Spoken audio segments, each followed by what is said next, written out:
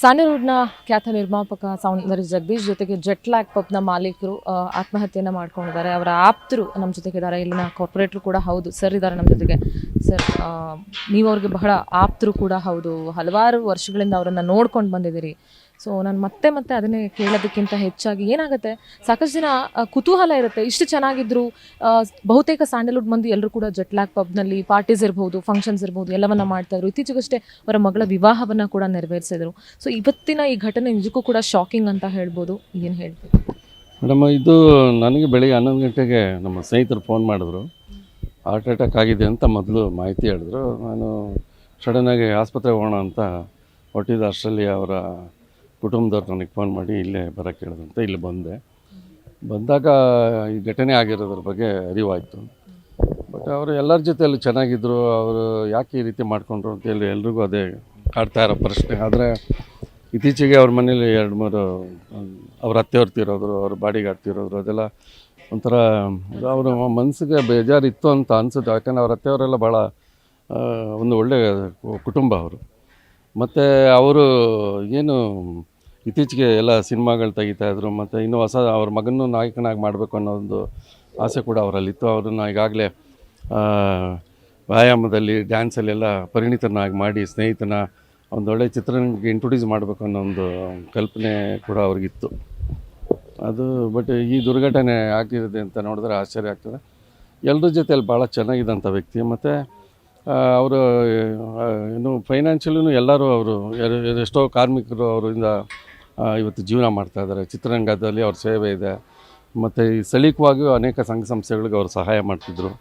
ಹಾಗಾಗಿ ಅವರು ಎಲ್ಲರ ಜೊತೆ ಸ್ನೇಹ ಇದ್ದಂಥ ವ್ಯಕ್ತಿ ಹಿಂಗೆ ಸಡನ್ನಾಗಿ ಆಗಿದ್ದಕ್ಕೆ ನಮಗೆ ಇನ್ನೂ ಆ ಶಾಕಿಂದ ಆ ಕುಟುಂಬದವರು ಹೊರಗೆ ಬರೋಕ್ಕಾಗಿಲ್ಲ. ನಾವೆಲ್ಲ ಆತ್ಮೀಯರು, ತುಂಬ ದುಃಖ ಆಗ್ತಾಯಿದೆ. ಇದನ್ನೆಲ್ಲ ಯಾವ ರೀತಿ ಆ ಕುಟುಂಬದವ್ರ ಮುಂದೆ ಸಹಿಸ್ಕೊಳ್ತಾರೆ ಅಂತ ಭಾಳ ಕಷ್ಟ ಆಗ್ತದೆ. ಯಾಕೆಂದರೆ ಅವರು ಯಶಸ್ವಿ ಉದ್ಯಮಿ ಕೂಡ ಹೌದು. ಸೊ ಹೀಗೆಲ್ಲ ಇದ್ದಾಗ ಸೊ ಯಾವುದೋ ಅವ್ರದ್ದು ಪ್ರಾಪರ್ಟಿ ಏನೋ ಸೀಸ್ ಮಾಡಿದ್ರು ಬ್ಯಾಂಕ್ನವರು, ಅದನ್ನು ಖಿನ್ನತೆಗೆ ಒಳಗಾಗಿದ್ರು ಅಂತ ಹೇಳ್ತಾರೆ. ಯಾಕೆಂದರೆ ಸಾಕಷ್ಟು ಮಾತುಗಳು ಕೂಡ ಕೇಳಿ ಬರ್ತಾ ಇದೆ ಈ ರೀತಿ. ಅಷ್ಟೊಂದು ಆರ್ಥಿಕ ಸಮಸ್ಯೆ ಇತ್ತ ಅವರಿಗೆ, ಇದ್ದಿದ್ರು ಅದನ್ನು ಬಗೆಹರಿಸ್ಕೊಳ್ಬಹುದಾದಂಥ ಸ್ಥಿತಿಲಿದ್ರ? ಇಲ್ಲ, ಅದು ಆ ಥರದ್ದೇನು ನನ್ನ ಗಮನದಲ್ಲಿಲ್ಲ.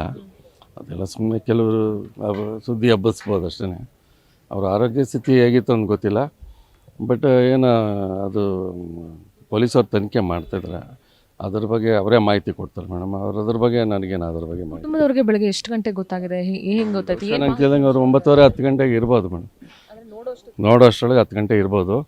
ಅವರೆಲ್ಲ ಕಾರ್ಯಕ್ರಮಕ್ಕೆ ಹೋಗ್ಬೇಕು ಅಂತಿದ್ರು. ಆ ಸಮಯದಲ್ಲಿ ಅವರು ನೋಡಿರೋದು. ಅಲ್ಲಿವರೆಗೂ ಯಾರೂ ಗಮನಿಸಿಲ್ಲ ಅಂತ ಅನಿಸುತ್ತೆ. ಅದನ್ನು ಯಾಕಂದರೆ ಅಲ್ಲಿ ನಾನು ಒಳಗಡೆ ಹೋದಾಗ ಅಲ್ಲಿ ಪರಿಸ್ಥಿತಿ ನೋಡಿ ಹೇಳ್ತೀನಿ. ಮೇಡಮ್, ಹೇಗಿದ್ದಾರೆ ಸರ್ ಅವ್ರ ಕುಟುಂಬದವ್ರು, ಹೇಗಿದ್ದಾರೆ? ಏನು ಹೇಳಿ? ಪಾಪ ಅವರು ಯಾರು ಮಾತಾಡೋ ಸ್ಥಿತಿಯಲ್ಲಿಲ್ಲ. ಅವ್ರ ಆಕ್ರಂದನ ಪಾಪ ಮಗಳು, ಮಗ, ಅವ್ರ ಮಿಸ್ಸಸ್ ತುಂಬ ನೋವು, ಬಹಳ ಪ್ರೀತಿ ಅವ್ರಿಗೆ ಅವ್ರ ಮಗಳ ಮೇಲೆ. ಸೌಂದರ್ಯ ಮಗನ ಮೇಲೂ ಅಷ್ಟೇ ಪ್ರೀತಿ ಇತ್ತು. ಅವ್ರಿಗೆ ಅದು ತಡ್ಕೊಳ್ಳೋ ಶಕ್ತಿ ಭಗವಂತ ಕೊಡಬೇಕು. ಅಷ್ಟು ಕಿರ್ಚಾಡ್ತಾ ಇದ್ದಾರೆ, ತುಂಬ ಸಂಕಟ ಪಡ್ತಾ ಇದ್ದಾರೆ. ಅದನ್ನು ನೋಡೋಕ್ಕಾಗಲ್ಲ. ಅದಕ್ಕೆ ನಾನು ಹೊರಗಡೆ ಬಂದೆ ನೋಡೋಣ ಅಂತ. ಇನ್ನೊಂದು ಪ್ರಮುಖವಾದ ವಿಚಾರ ಹೇಳಬೇಕು ಅಂತಂದರೆ, ಬಹಳಷ್ಟು ಜನ ಸ್ನೇಹಿತರು ಸೌಂದರ್ಯ ಜಗದೀಶ್ ಅವ್ರಿಗೆ, ಒಬ್ಬರು ಇಬ್ಬರು ಅಂತಲ್ಲ, ಚಿತ್ರರಂಗದಲ್ಲಿರ್ಬೋದು, ಉದ್ಯಮದಲ್ಲಿರ್ಬೋದು, ಬಹುತೇಕ ಮಂದಿಗೆ ನಾವು ಕೂಡ ಗಮನಿಸ್ತಾ ಇದ್ದೀವಿ ಎಷ್ಟು ಜನ ಬರ್ತಾ ಇದ್ದಾರೆ ಅಂತ ಹೇಳಿ. ಸೊ ಎಲ್ಲರ ಜೊತೆ ಆತ್ಮೀಯತೆಯನ್ನು ಹೊಂದಿದ್ದವರು, ಜೊತೆಗೆ ಯಾರಾದ್ರೂ ಸರಳ ಜೀವಿ ಅವರು. ಯಾಕಂದರೆ ಎಲ್ಲರ ಜೊತೆಯಲ್ಲಿ ಬೆರೀತಾ ಇದ್ರು. ಆಮೇಲೆ ಎಲ್ಲ ಕಷ್ಟ ಸುಖಗಳಿಗೆ ಆಗ್ತಾಯಿದ್ರು. ಒಂಥರ ಅವರು ದೊಡ್ಡ ನಿರ್ಮಾಪಕ ಅಂತೇಳಿ ಯಾರಲ್ಲೂ ತೋರಿಸ್ಕೊತಾ ಇರಲಿಲ್ಲ. ಭಾಳ ಅವ್ರ ಫ್ಯಾಮಿಲಿನೂ ಅಷ್ಟೇ ಎಲ್ಲರೂ ಒಂಥರ ಸಜ್ಜನಿಕೆಯಿಂದ, ಸರಳತೆಯಿಂದ ಇರ್ತಾಯಿದ್ರು. ಹಂಗಾಗಿ ಅವರಿಗೆ ಎಲ್ಲ ಸಾಕಷ್ಟು ಸ್ನೇಹಿತರು, ಭಾಳ ತುಂಬ ಜನ ಇಷ್ಟಪಡ್ತಾರೆ. ಯಾಕಂದರೆ ಎಲ್ಲರೂ ಸಿಂಪಲ್ ಆಗಿರ್ತಿದ್ದು. ನಿಮ್ಮ ಅವರ ಒಡನಾಟ ಎಷ್ಟು? ನನಗೆ ಅವರು ಕಾಲೇಜ್ ಇದ್ದಾಗಿಂದ ನನಗೆ ಪರಿಚಯ ಮೇಡಮ್. ಅವರು PUC ಓದ್ತಿದ್ದಾಗ ನಾನು ಡಿಗ್ರಿ KLE ಕಾಲೇಜಲ್ಲಿ.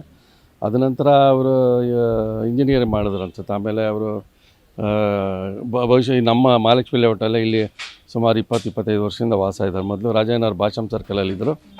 ಸೊ ಇಲ್ಲಿಗೆ ಬಂದಾಗ ಮತ್ತು ಕಾಲೇಜಲ್ಲಿ ಇದ್ದ ದಿನಗಳಿಂದ ನನಗೆ ಭಾಳ ಆತ್ಮೀಯರು. ಅವರ ಕುಟುಂಬದಲ್ಲಿ ಏನೇ ಕಾರ್ಯಕ್ರಮಗಳಿದ್ದರೂ ನಮ್ಮನ್ನು ಆಹ್ವಾನಿಸ್ತಾಯಿದ್ರು. ತುಂಬಾ ಭಾಳ ಹತ್ತಿರದಿಂದ ನೋಡ್ತಕ್ಕಂಥದ್ದು. ಸರ್, ಈಗ ಮೃತದೇಹ ನಮ್ಮ ಎಷ್ಟೊತ್ತಿಗೆ ಮನೆಗೆ ತೆಗೆದುಕೊಂಡು ಬರ್ತಾರೆ? ಏನಾದರೂ ಅದ್ರ ಬಗ್ಗೆ ಮಾಹಿತಿ ಏನಾದ್ರು ಕೊಟ್ಟಿದ್ದಾರೆ ಕುಟುಂಬಸ್ಥರು? ಸಂಜೆ ಒಳಗೆ ತರ್ಬೋದು ಮೇಡಮ್. ಕಾರ್ಯವನ್ನು ಏನಾದರೂ ಯಾವಾಗ ಮಾಡ್ತಾರೆ, ಏನು ಎತ್ತ? ಇನ್ನೆಲ್ಲ ದುಃಖದಲ್ಲಿದ್ದಾರೆ. ಅದು ಯಾವ ಥರ ತೀರ್ಮಾನ ತಗೋತಾರೆ ಇನ್ನೂ ಗೊತ್ತಿಲ್ಲ.